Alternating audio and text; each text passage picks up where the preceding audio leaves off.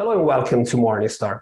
After suffering in May and June, gold prices reached last week their highest in about 2 months, driven by US dollar's weakness and a growing expectation that the Federal Reserve would conclude its aggressive rate hiking cycle.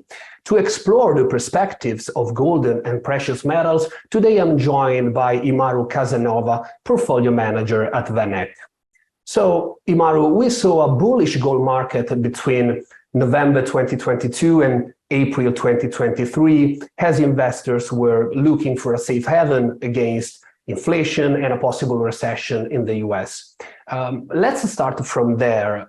What are your predictions today regarding inflation, the Fed's monetary policy, and a possible economic slowdown? Hi, yes, all of those factors did support gold earlier this year and continue to provide support for gold. We had a meeting yesterday where the Fed announced another 25 basis points, raising rates even higher here in the US. The expectation is obviously that the Fed is getting near the end of its tightening cycle, and I think that should be positive for gold. Whether it's another 25 basis points in the next meeting is still to be seen, but it is pretty clear that the Fed is near the end. And Chairman Powell's comments sort of seem to indicate that as well yesterday. Regarding inflation, clearly it has come down quite significantly in recent months. We still remain concerned that it will be sticky and above the Fed target for more than maybe markets are expecting. It looks like Chairman Powell is also concerned about inflation, and that's why he's hesitant to be too firm on what the path of the Fed will be. Regarding economic slowdown or recession, I think the chances are that we will at least see a global slowdown, but it is likely that the economy will enter a recession here in the US and in other parts of the world. And this is also gold positive, of course. Right. And so in light of all this, what is your outlook for precious metals and gold in particular? We think this is a very constructive environment for gold. We have been near the all-time highs of 2075 already this year, getting pretty close to it. We see that all-time high well within reach. And we see factors supporting gold trending higher in the longer term. Of course, there is a lot of financial instability in the system caused by increased interest rates, which will probably stay high for some time. Chairman Powell was also clear to say that they do not expect rate cuts in 2023. We also have a war still ongoing, which creates a lot of instability and is supportive of gold. And we still have central banks buying. Central banks have been buying gold for the past 13 years. They bought gold in record levels in 2022, and we continue to see that strength in buying in 23. So that's also providing a lot of support for gold prices.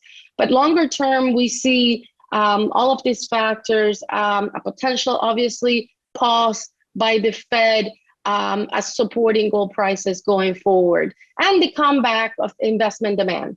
This is important to remember. This level of gold prices we're seeing here has not yet seen investment demand pick up. When investors do come back in full force, that should be very positive for gold prices.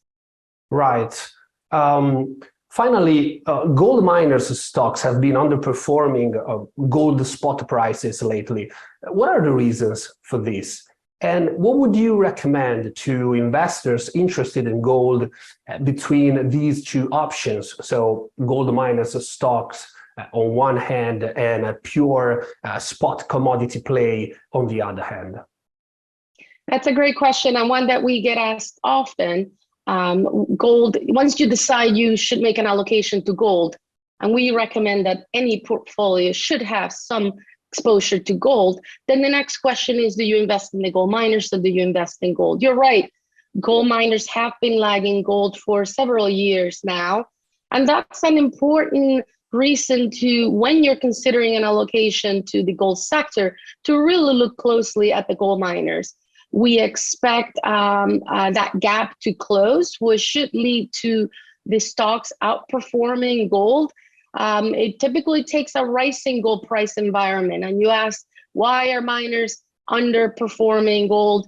It looks like the market is fixated in gold prices trending to all-time highs as far as gold price go, before they really shift the attention to the gold miners. But in fact, the gold miners fundamentally are in the best shape they've ever been. They producing a lot of cash, not just at 1950 or 2000 gold, but at much lower prices, considering that all-in sustaining cost, the cost figure that we use to measure cost of production, it's on average about 1,300. So these miners are fundamentally in good shape with good balance sheets, producing a lot of cash, paying dividends, and are lagging historically relative to this sector and to gold. So we see a good opportunity for a re-rating here. Very interesting. Thanks a lot to Imaru Casanova. For Morningstar, I'm Valerio Baselli. Thanks for watching.